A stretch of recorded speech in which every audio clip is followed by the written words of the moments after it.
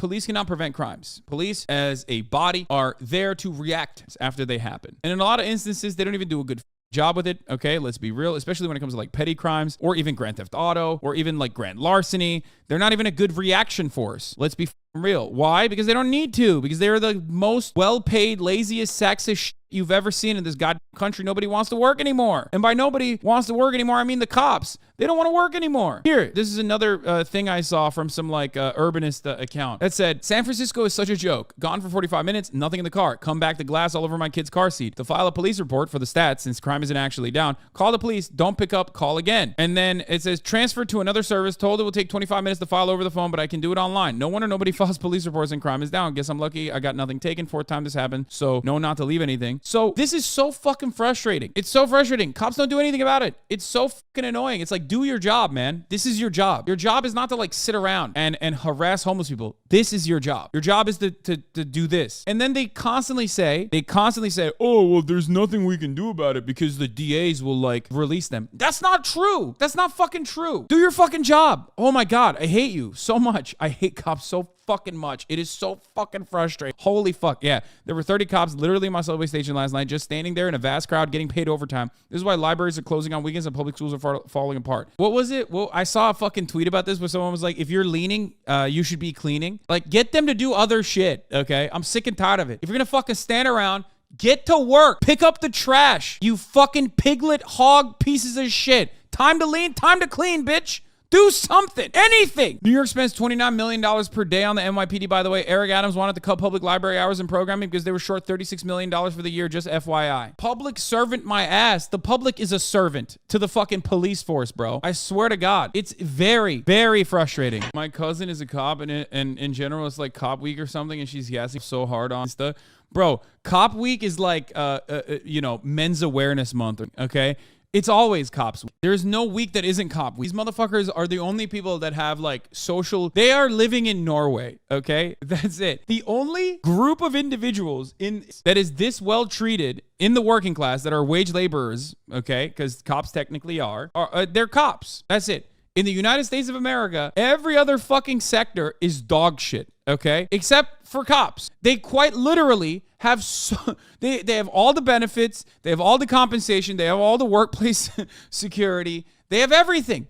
They could just be the worst on the fucking planet. They could kill and get away with it. And there's nothing. There's nothing you could do about it. It's like they're the only like actually solid union in the country. They get pensions. They get all of that. They live on a totally different planet, dude. It's fucking bananas. New York spends $29 million per day on the NYPD. The amount of top of the hour ad break avoidance fees that you can pay for that is crazy. Maybe I should promote cops more. That way I can get more subs at the top of the hour and gifters at the top of the hour, because at the top of the hour, there's a stream and ad break. The car break-ins are strange because it's largely an organized crime ring that is easily baitable. The viral glitter bomb YouTube guy tracked them with a bait package and figured out where they trade in their goods. It's confusing why the San Francisco Police Department can't do the same thing. And I responded and I said, nobody police wants to work anymore. That's why. Randy also said, why would the police do any work when they could just do nothing and get paid the same? It's just like, guys, another $1 billion will fix it, okay? That's what it is. The cops are quiet quitting, okay? They're quiet quitting. Nobody wants to work anymore is actually just about cops. $120K starting salary for the SD, by the way. Yeah, of course. Dude,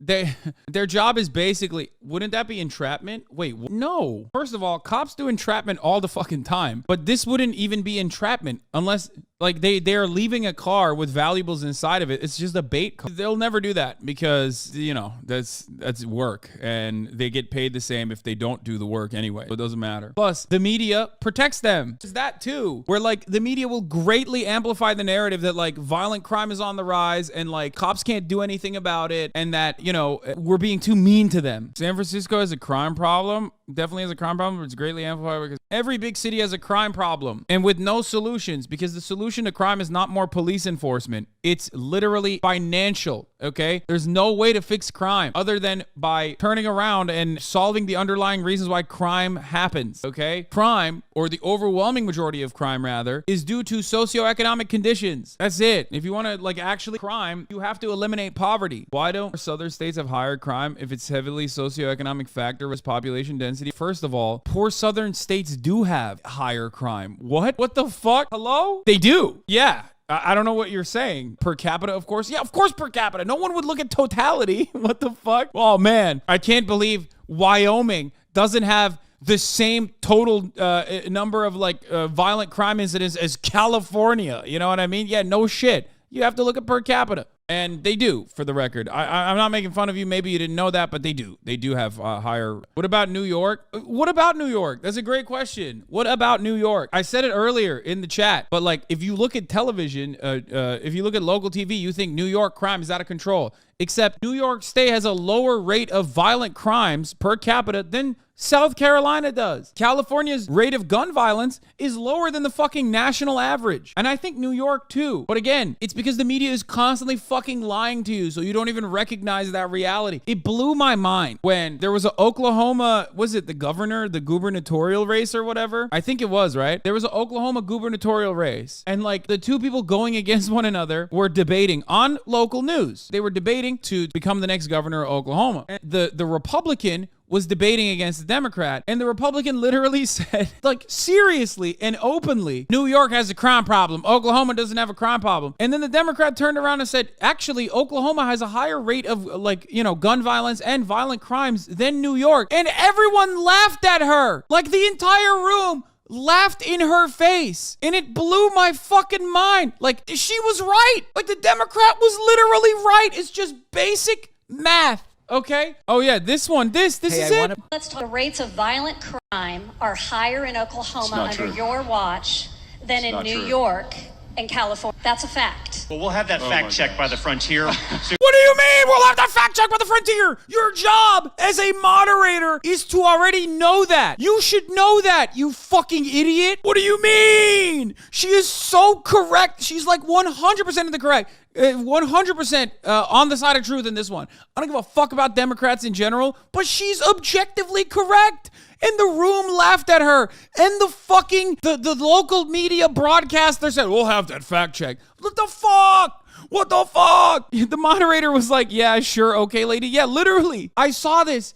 And I felt like I was losing my fucking mind. I'm like, dude, she's right. She's fucking right. There is a point about the internet, social media in regards to crime. Not often do I like Neil deGrasse Tyson, but there's someone brought up like police brutality or something, and he pointed out the illusion of uptick in frequency partially attributed to our information access increasing. Yeah, a great example of like the crime hysteria that exists in the United States of America is accompanied by apps like Neighbor or Ring or numerous other applications that is constantly giving you round-the-clock, real-time information, oftentimes like biased too and correct. Nextdoor, not Neighbor, sorry, Nextdoor, like telling you like what crimes are happening in the city. Those crimes have always been happening in the city, okay? It's a part of living in the city. It sucks. But like you are way, way more tuned into it when you see it all the fucking time. Now, of course, we should seek to solve these crimes. I'm not saying like, oh, well, that's life in the big city, sucks to suck. I'm not saying that at all. But understand that like these applications have a very direct purpose of like scaring the shit out of you so you buy their services for protection. You know what I mean? Look at our media, mentions a topic relative. Oh, crime. Yeah. The figures below compare the average percentage of 15-second segments in a given day during a 10-day chunk of the month with the average percentage 10-day chunks over the first 6 months of the year. This is mentions a topic. Crime has majorly increased overall leading up to an election because they always do that before they do the midterms. Just moved from San Francisco to LA a few months ago. San Francisco has one of the highest brazen theft rates, not violent crime. It only started to feel unsafe when the mental health drug use really started to affect people after the tender started. Yeah. The problem with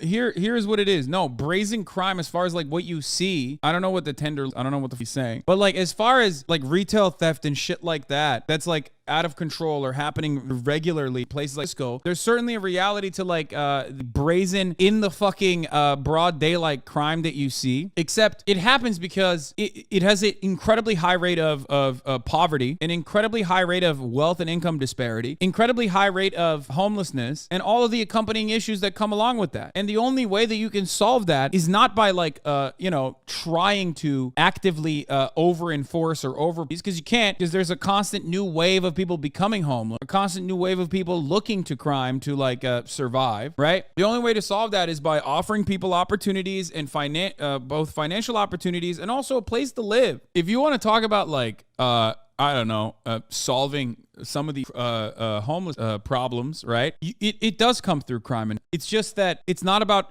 enforcing, loitering laws on homeless people. It's about crime enforcement at the highest levels of society. It's about what landlords are. It's about criminalizing not loitering, or not criminalizing poverty, but instead criminalizing people who are doing things that are perfectly legal, but are completely immoral. But we will never do that because our entire society is designed around protecting the wealthy. So we're never going to do crime enforcement on people who are doing like wage theft. No, 100%. All pricing out people. The difference is pretty crazy. It was never as bad as the media said, though. And my friends that would visit me were shocked that the city wasn't. Yeah, I know. People that don't. It's always funny when motherfuckers are talking about literally my backyard and crazy crimes happen. And they're like, dude, don't you feel safe? Like, don't you feel safe? It's like, bro, that's my backyard you're talking. Fuck, of course I feel safe, idiot. What are you talking about? Like, it's not like fucking, it's not like the city's on fire all the time. I would feel more safe if there was less poverty, if we eradicated poverty, okay? That doesn't matter. It's still, yeah, I'm a giant dude. You know what also would kill me, though? A gun.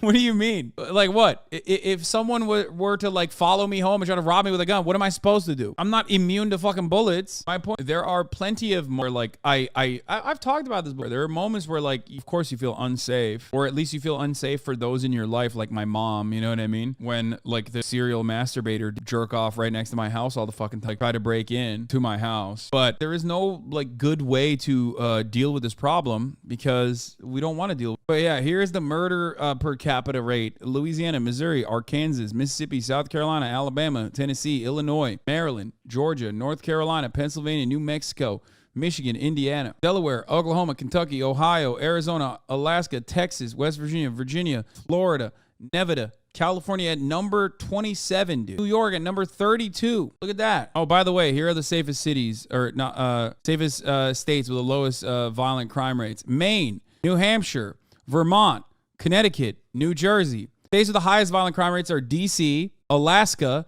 New Mexico, Tennessee, Arkansas. Top 10, baby. District of Columbia, New Mexico, Louisiana, Colorado, South Carolina, Arkansas, Oklahoma, Washington, Tennessee, and Oregon. Let's go. Montana is not on the, probably not far up there. It's probably not that far behind the other states that we just looked at. Where is it? Yeah, it's fucking right next to California. Just crimes, not violent crimes. Oh, here, violent crime rate. Aw, damn. Womp womp. Montana with a violent crime rate immediately fucking popping off, dude. Oops. DC, Alaska, New Mexico, Tennessee, Arkansas, Louisiana, Missouri, South Carolina, South Dakota, Arizona, Michigan, Montana, Nevada, Oklahoma, Alabama, Texas, California. Anyway, the point is, you look at rate of poverty and see a quite similar chart.